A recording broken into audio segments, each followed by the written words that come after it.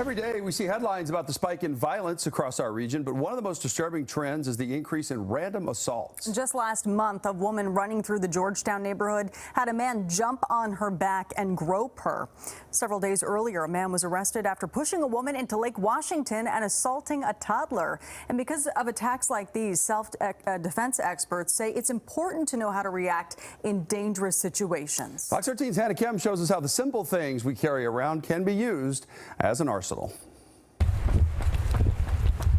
For Zoe Davini, running is life. This is my hobby. This is what I do for fun. This is what I do to work out. The collegiate cross-country athlete spends a lot of time running alone. Sometimes I have to run at night or early in the morning when the sun's not out.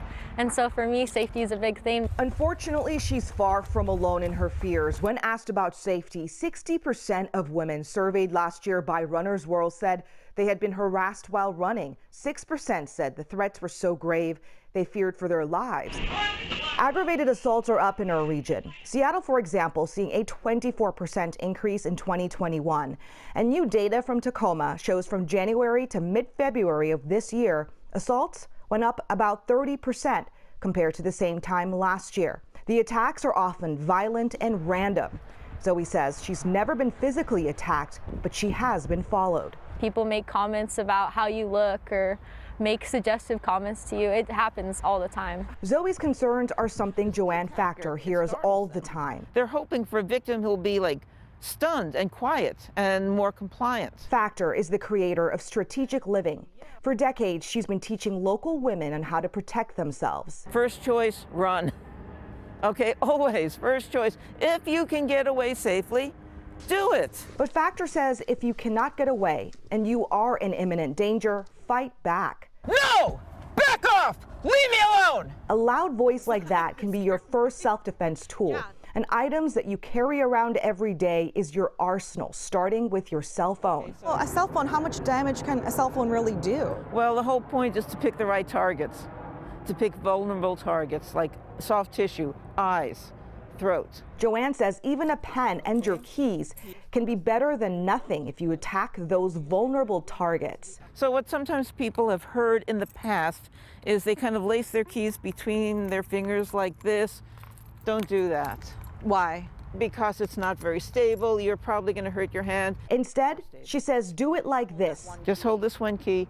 You'll be a lot more stable. You'll have better aim. Right into the eye. Eyes, ouch. Yeah, right into the throat. Another tool she loves to carry around is a flashlight. I think every human in the Pacific Northwest needs a flashlight. You could use it to blind your assailant for a second and also use it as a weapon. My finger's already on the trigger. Another popular thing for women, pepper spray. And my only concern being a new user is that I'm going to use this on myself accidentally. That's why Factor says it's important that you practice.